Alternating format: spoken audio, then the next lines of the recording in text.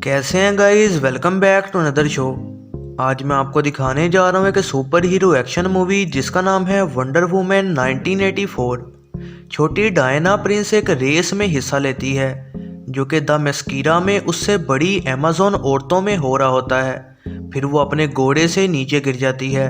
फिर डायना एक शॉर्टकट लेती है ताकि रेस में आगे बढ़ सके, लेकिन एंटियोपी उसे रेस से इस बात की वजह से निकाल देती है और उसे कहती है कि हर गोल को बिना चीटिंग किए ईमानदारी से पूरा करना चाहिए। 1984 में डायना वाशिंगटन डीसी में एक इंस्टीट्यूट में काम कर रही होती है और इसके अलावा वो अपने असली रूप में आकर मुजरिमों से भी लड़ रही होती है। डायना फिर बारबरा मिनर्वा से मिलती है जो कि म्यूजियम में नई आर्कियोलॉजिस्ट और जोलॉजिस्ट है। बारबरा एक अच्छी नेचर की औरत है लेकिन काफ़ी सिंपल सी है, जिसकी वजह से कोई भी उसके साथ ज़्यादा बातचीत नहीं करता है। उसकी दोस्ती डायना से हो जाती है और वो डायना की शख्सियत से बेहद इम्प्रेस होती है।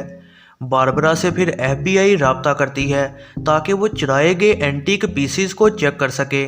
ये आर्टिफैक्ट्स एफबीआई ने एक रॉबरी में हासिल किए हैं। उन सब आर्टिफैक्ट्स में से बारबरा और डायना एक आर्टिफैक्ट को काफ़ी इंटरेस्टिंग समझते हैं। बाद में पता चलता है कि वो ड्रीम स्टोन है, जिसमें लतीनी ज़बान में लिखा होता है कि जो कोई भी इस पत्थर को हाथ में पकड़कर कोई एक विश करेगा वो विश पूरी हो जाएगी। डायना गलती से विश कर लेती है कि उसका मरा हुआ लवर स्टीव ट्रेवर जिंदा हो जाए। फिर बारबरा पर एक आदमी हमला करता है और डायना उसे आकर बचा लेती है और ये देखकर बारबरा स्टोन से विश करती है कि वो डायना जैसे ही बन जाए, जिसकी वजह से उसके अंदर डायना जैसे सुपर पावर्स आ जाती हैं। फेल हुआ बिजनेसमैन मैक्सवेल लॉर्ड वो उस म्यूजियम में आता है और दिखाता है कि वो बहुत अमीर है। वो ड्रीम स्टोन को हासिल करना चाहता है ताकि वो उसकी पावर्स का इस्तेमाल कर सके और वो अपनी ऑयल कंपनी को बचा सके।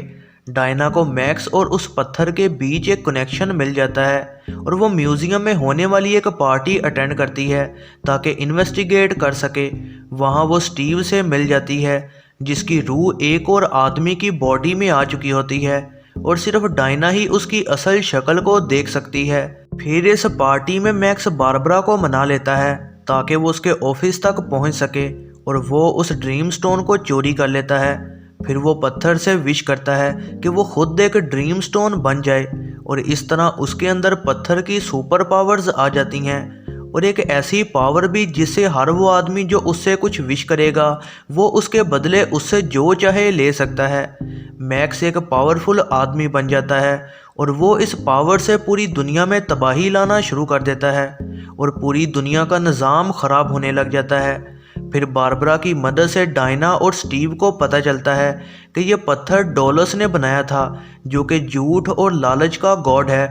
पत्थर इंसान की हर विश पूरी करता है लेकिन बदले में उनसे एक ख़ास चीज़ ले लेता है और वो एक ही तरीके से इससे बच सकते हैं अगर वो की गई विश को वापस कर दें या फिर उस पत्थर को तबाह कर दें। स्टीव को फिर एहसास होता है कि उसकी वापसी तो हो गई लेकिन इसके बदले में डायना की पावर्स कम होती जा रही हैं और बारबरा की नई विश ने उससे उसकी इंसानियत वापस ले ली है और दोनों में से कोई भी अपनी विश वापस करना नहीं चाहती। मैक्स की पावर उसको नुकसान दे रही होती हैं और उसकी बॉडी आहिस्ता आहिस्ता ख़त्म हो रही होती है। वो अमेरिका के प्रेसिडेंट से इन्फॉर्मेशन लेता है कि एक सैटेलाइट सिस्टम है जो कि पूरी दुनिया तक कम्युनिकेट करने को सिग्नल पहुंचा सकता है। मैक्स प्लान करता है कि वो इसका इस्तेमाल करेगा और पूरी दुनिया को विशेस देगा ताकि वो अपनी पावर्स के ज़रिए अपनी सेहत को दोबारा बहाल कर सके। डायना और स्टीव वाइट हाउस में उस पर हमला करते हैं लेकिन बारबरा वहां आकर मैक्स को ज्वाइन कर लेती है और डायना को हरा देती है और इसी दौरान मैक्स वहां से निकल जाता है। स्टीव डायना को मना लेता है कि वो अपनी विश को वापस ले ले जिससे उसकी ताकत वापस आ जाएगी और अब वो एक नई एबिलिटी भी सीखती है कि वो उड़ भी सकती है। डायना घर वापस जाती है और एक लेजेंडरी अमेज़न के वॉरियर एस्टीरिया की आर्मर पहन लेती है।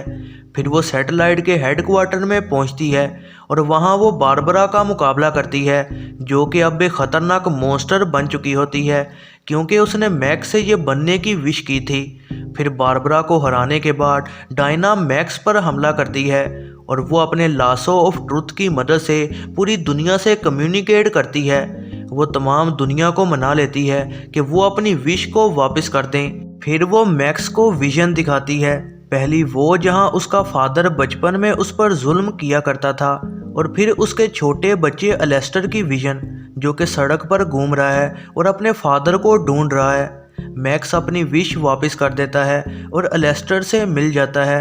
वो उससे वादा करता है कि वो एक अच्छा फादर बनेगा। कुछ महीनों बाद डायना उस आदमी से मिलती है जिसकी बॉडी में स्टीव मौजूद था। वह पहले से काफ़ी खुश महसूस कर रही होती है। मिड क्रेडिट सीन में वॉरियर अस्टीरिया जो कि अभी भी जिंदा है, वो इंसानों के दरमियान छुप कर रह रही होती है। यह है ज़रनाब मूवीज़ रिव्यू। वीडियो पसंद आई हो तो लाइक ज़रूर कीजिएगा, और ऐसी ही नई वीडियोज़ के लिए चैनल को सब्सक्राइब और बेल नोटिफिकेशन को ऑन करना ना भूलिएगा।